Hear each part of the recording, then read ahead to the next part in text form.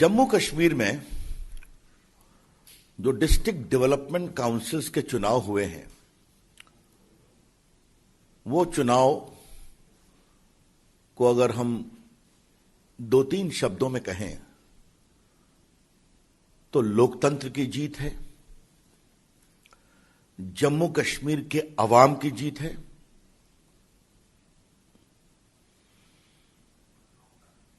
आशा की जीत है, victory of hope. और भारत के प्रधानमंत्री नरेंद्र मोदी जी ने जो कश्मीर के लिए सोचा, भविष्य के लिए, उस सोच की जीत है। The election results of the District Development Council of Jammu and Kashmir is the victory of hope, is the victory of democracy, is the victory of the people of Jammu and Kashmir, and the victory of the larger narrative about Jammu and Kashmir, which Narendra Modi ji has thought about that state. ये बात मैं कहना चाहूंगा। इसीलिए इस चुनाव के व्यापक इंप्लीकेशंस को समझना बहुत जरूरी है। बीजेपी पूरे स्टेट में सबसे बड़ी पार्टी बनकर आई है। बीजेपी को 74 सीटें मिली हैं, नेशनल कॉन्फ्रेंस को 67 सीट मिली है, पीडीपी को 27 और कांग्रेस को 26 सीट मिली है। तो बीजेपी सबसे बड़ी पार्टी बनकर आई है और 39 इंडिपेंडेंट जीते हैं, जिसमें कई भाजपा समर्थित हैं। ये जो बार बार गुपकार अलायंस की विक्ट्री बताया जा रहा है, तो पहली बात आप जान लें कि वो अलायंस भाजपा से अकेले नहीं लड़ने की कमजोरी के कारण बना था। The Gupkar alliance was formed because the component of that alliance new they cannot fight BJP single handedly. इसके बावजूद अगर आप दूसरा आपको मैं आंकड़ा बताऊं तो बीजेपी को इतने वोट मिले हैं जो एनसीपी पीडीपी के वोट से भी ज्यादा है, अगर दोनों को मिला दीजिए। अब मैं आपको क्षमा करिए, एनसीपी, नेशनल कॉन्फ्रेंस, पीडीपी और कांग्रेस, अगर तीनों के वोट को मिला दीजिए तो भी बीजेपी का वोट ज्यादा है उससे। बीजेपी को वोट मिले हैं 4,87,364, 4,87,364। नेशनल कॉन्फ्रेंस को वोट मिला है 2,82,514, 2,82,514। and PDP, how much? Just 57,789। और कांग्रेस को मिले हैं 1,39,382, 1,39,382। तो बीजेपी के 4,87,364, इसकी तुलना में आप एनसी के 2,82,000, पीडीपी के 55,000 और कांग्रेस के 1,39,000 को जोड़ दें तो बीजेपी का वोट इन तीनों से ज्यादा है। तो ये एक बात को समझना बहुत जरूरी है कि BJP single largest party, BJP highest number of votes. ये मुझे इस बात का बहुत प्रसन्नता है कि एक मिनट बस, प्रसन्नता है कि कश्मीर में घाटी में कमल खिला है। घाटी में कमल अपने वजूद पर खिला है।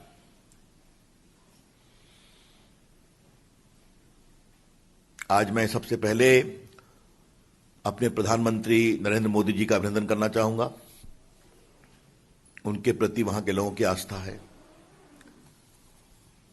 मैं जम्मू कश्मीर के अवाम का खुशामदीद कहूंगा, अभिनंदन करूंगा।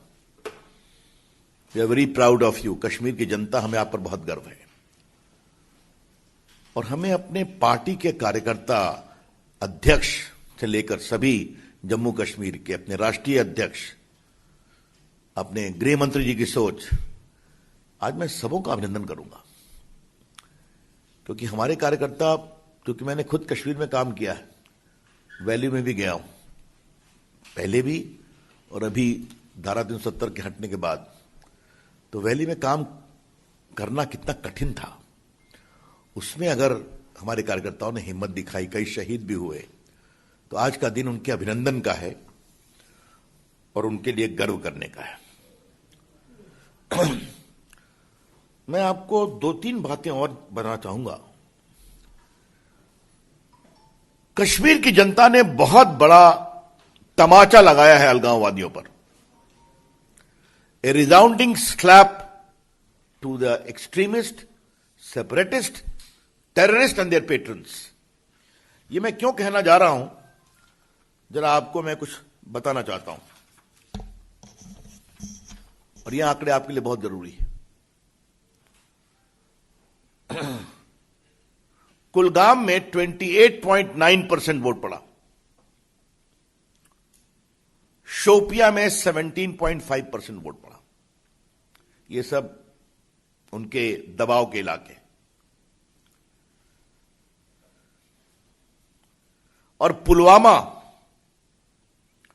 जहां पर जो टेररिस्ट का एक हॉटबेड है, आपको पता ही है, वहां रोज टकराहट होती है, जहां पर जनता निकलती नहीं थी, वहां भी 7.4% वोटिंग दर्ज की गई। और इस बात को आप कभी नहीं भूलें कि 18 के पंचायती चुनाव में भी 1.1% ही वोट पड़े थे। तो मैंने आपको ये, अब जरा मैं आइए आप, ये मैं सोपोर गया हूं, नॉर्थ कश्मीर। ये अलगाववाद से त्रस्त रहा है, अब नहीं, मैं देख के आया हूं। वहां पर 23.8% वोट हुआ है सोपोर में। आपके टीवी चैनल पर इन इलाकों का नाम रोज आता रहता है। लोकसभा चुनाव में 2019 में खाली 7.6% वोटिंग हुई थी। तो इस बात को समझें आप। सोपोर का उदाहरण मैं विस्तार से इसलिए देना चाहता हूं कि लोकसभा के चुनाव के बाद धारा 370 हटाई गई 2019 के वोट के बाद। वहां पर लोकसभा की वोटिंग हुई 7.6% और अभी डीडीसी के चुनाव में वोटिंग हुई है 23.8%। तो इसलिए जान करके मैं ऐसे इलाकों की जानकारी आपके लिए रखना चाह रहा हूं जो जानना बहुत जरूरी है। आपने एक और नाम सुना, बांदीपुरा। वहां भी आपको बहुत खबरें मिलती रहती हैं सिक्योरिटी फोर्सेस से। नॉर्थ कश्मीर के बांदीपुरा में 51.7% वोटिंग हुई, 51.7%। और पंचायती चुनाव में थी 44% और लोकसभा के चुनाव में थी 23%। आपने एक और नाम सुना होगा, गांदरबल। यह नाम भी बहुत आता है टीवी पर। गांदरबल में 43.4% वोटिंग हुई है।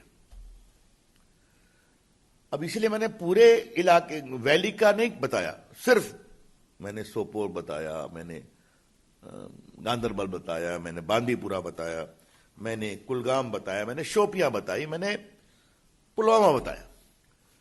तो ये सब इलाके को हॉटबेड कहा जाता था। वहां के जनता की चाहत क्या है, यह समझना बहुत जरूरी है। इसलिए मैं फिर कहूंगा, कश्मीर के अवाम की जय, जम्मू कश्मीर के अवाम की जय। उन्होंने जो तमाचा मारा है, और इसी संदर्भ में मैं आपसे एक बात और कहना चाहूंगा कि जिस प्रकार से वहां की जनता आई, इसका कारण क्या है? इसका कारण समझना चाहिए।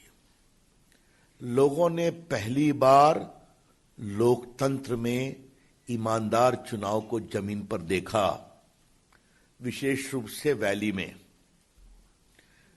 याद करिए, लोकसभा में फारूक अब्दुल्ला साहब आए हैं श्रीनगर से, कितना परसेंट वोटिंग हुआ था? शायद 7% हुआ था। याद है आपको ना? श्रीनगर की बात मैं कर रहा हूं, अभी की कहानी मैं आपको बताई।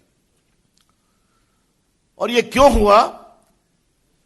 क्योंकि राष्ट्रपति शासन में सरपंचों का चुनाव हुआ था। याद करिए 2018 में, उस समय आर्टिकल 370 नहीं समाप्त हुआ था। 2018 में राष्ट्रपति शासन में नरेंद्र मोदी जी की सरकार ने निर्देश दिया कि पंचायतों का चुनाव कराओ। याद करिए, क्या कांग्रेस पार्टी, क्या पीडीपी, क्या एनसी, सबों ने विरोध किया था। कहां से चुनाव होगा? क्यों कर रहे हैं आप? लोगों ने सरपंच के चुनाव में, पंचायत के चुनाव में बहुत खुलकर भाग लिया, और उसका फायदा क्या हुआ? पहली बार भारत सरकार से पैसा पंचायतों के लिए उनके अकाउंट में पहुंचने लगा।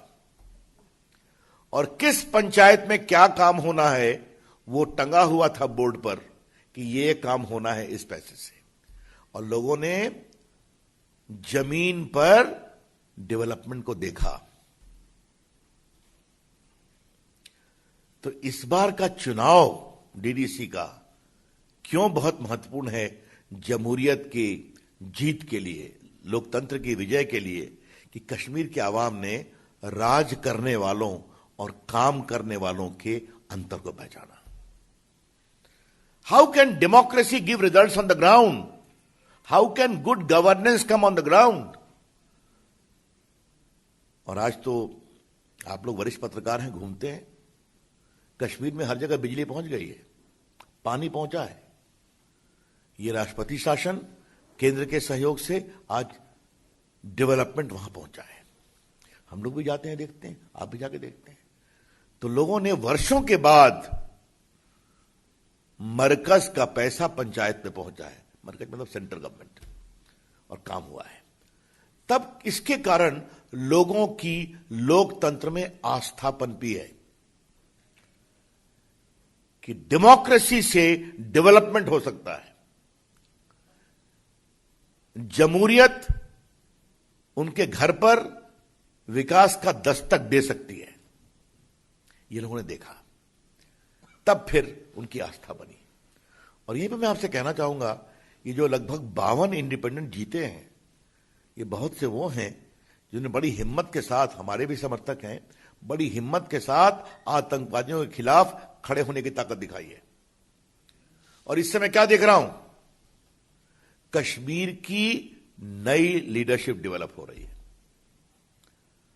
आज मैं अपने पार्टी के सभी जीते हुए लोगों का अभिनंदन करूंगा, बाकी का भी करूंगा। लेकिन आपने कल एक बात देखा होगा टीवी पर, जो हमारा एजाज है, का नाम पूरा क्या है, इंजीनियर एजाज, जो जीता, और जीत के जो उसने बोला कि मैं काम करूंगा सबका साथ सबका विश्वास, तो ये कश्मीर की नई आवाज है। और आज कश्मीर की आशा भरी उस नई आवाज का हम बहुत अभिनंदन करना चाहते हैं। और एक बात हम कह देते हैं, ये कश्मीर की शुरुआत है। अब ध्यान रखिए, सरपंचों के चुनाव, डीडीसी के चुनाव, तो अब कश्मीर की जमहूरियत नई अंगड़ाई ले रही है। Democracy is turning it's pages in Jammu and Kashmir. लोकतंत्र अब आशा और उत्साह की अंगड़ाई ले रहा है कश्मीर में। इस बात को समझना बहुत जरूरी है। अब जहां तक क्यों ये चुनाव और भी महत्वपूर्ण है, पाकिस्तान के सदस्य आतंकवाद, गोले बरसते रहे, आतंकवादियों का भय का, खौफ का माहौल, उनके द्वारा घुसकर सुरक्षा बलों पर हमला करने की बात करना। लेकिन आप देखिए, कहां एक तरफ ढेले चलते थे, याद है ना, स्टोन थ्रोइंग, और आज वहीं अपने हाथ में बैलेट पर अपनी किस्मत लिख रहे हैं।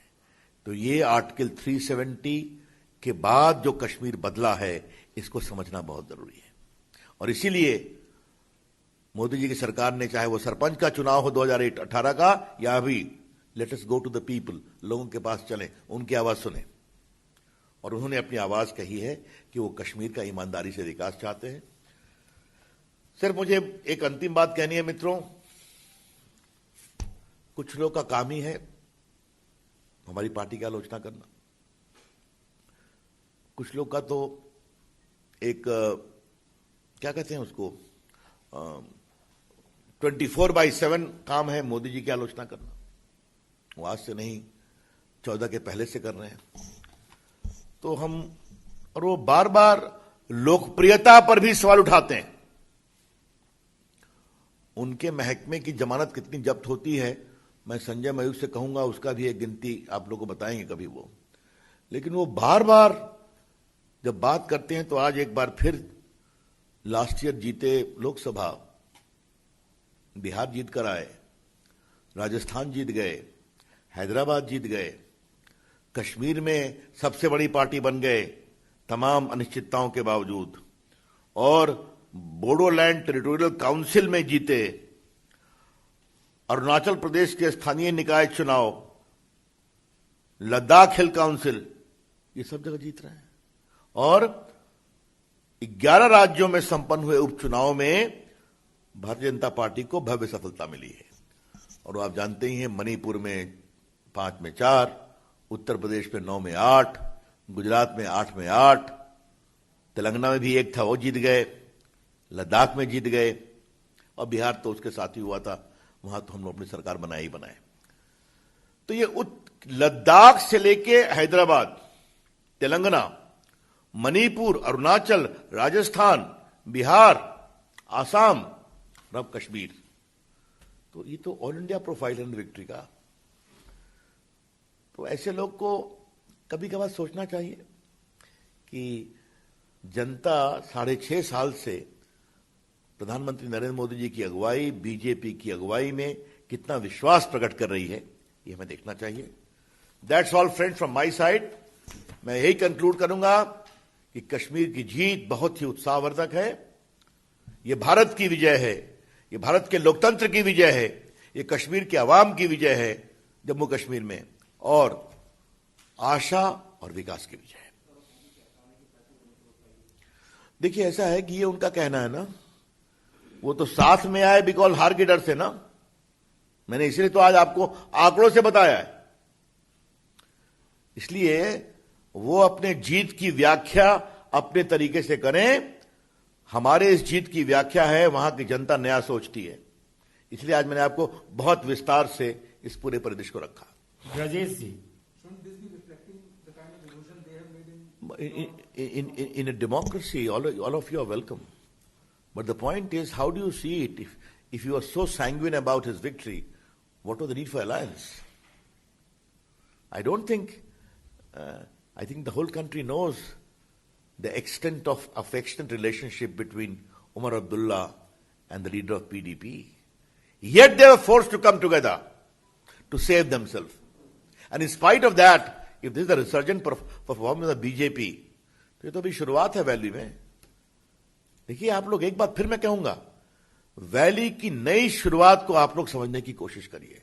And I am very proud कि ये जो पुरानी पॉलिटिक्स चली है ना, राज करने वालों की, अब काम करने वाले ऊपर आ रहे हैं। तो मैं तो लगता है कि नई लीडरशिप भी डेवलप हो रही है। Vineet, I have got all these datas, but today I wanted not to go into specifics, but the larger narrative. We know, we are aware of that. And the defeat of Gupkar alliance from the village of area of late Burhan Wani is important for additional reason. The so-called killing of Burhan Wani was made an issue of international campaign by these elements. You might recall Nawaz Sharif, the Pakistan Prime Minister, spoke about it in the UN General Assembly. तो अगर वहां पर भी गुपकार हारती है तो फिर कहूंगा कश्मीर की हवा कैसी बह रही है, समझना चाहिए। वापस लाएंगे तो आपको लगता है सर कि 370 के पक्ष में भी जनता ने अपना मैंडेट दिया? देखिए, आप अगर मुझसे ये पूछते हैं तो इन लोगों ने कभी प्रचार किया क्या? कल तो मैं आप ही लोग के चैनल पर कह रहा था, वो लोग कोई तो प्रचार करने नहीं गए, तो प्रचार में उन्होंने ऐसी कोई बात नहीं कही। हम फिर कहेंगे इस पूरे बदलते हुए माहौल को समझना चाहिए। हाँ, बिल्कुल स्पष्ट। और जहां तक धारा 370 का सवाल है तो स्पष्ट रूप से कहा जाए, धारा 370 इतिहास है अभी। हाँ, जो बाकी जा रखी है अच्छा, पहली बात यह है, मैं आपसे कहूंगा कि जो इंडिपेंडेंट जीते हैं उसमें से ऐसे बहुत बड़ी संख्या में वो हैं जिन्होंने गुपकार को हराया। ये पहली बात समझिए आप। हाँ? तो और उन इलाकों में हराया है जो सो कॉल्ड सेपरेटिस्ट प्रभाव के इलाके थे, एक की चर्चा हुई है। तो इससे हम अच्छी शुरुआत मानते हैं। कई लोगों ने मोदी जी की तारीफ भी की है, तो मिलकर काम करने का भी भविष्य है। हम यही कहेंगे कि डीडीसी के माध्यम से विकास का काम बिना डिस्क्रिमिनेशन के होगा, जैसा कि सरपंचों के चुनाव में हुआ है। और बाकी जो बंगाल का सवाल है उसका जवाब देंगे, उससे कोई चिंता नहीं करिए आप। चलिए।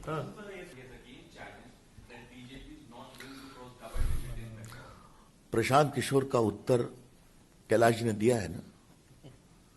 प्रशांत किशोर आपके लिए बहुत महत्वपूर्ण होंगे। वो अपना चुनाव में उनका व्यवसाय है, उनको वहीं छोड़ दीजिए। उनके उत्तर देने के लिए भाजपा के राष्ट्रीय मंच की आवश्यकता नहीं है। बहुत बहुत धन्यवाद।